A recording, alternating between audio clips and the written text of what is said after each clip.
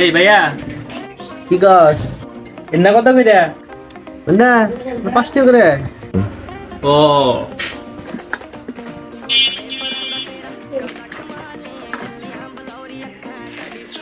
তাহলে দুইটা কয়টা? ও দুইটা নিবি, তাহলে একটা যদি 5 টাকা হয় তাহলে 5 যোগ 5 সমান 55, তাহলে 55 টাকা দে। ও 55 টাকা। হ্যাঁ। তাহলে ভাই আমি দুইটা নিম না, একটা নিম। ও একটা নিবি, তাইলে 55 মাইনাস 5 সমান 50, 50 টাকা দে। 50 টাকা?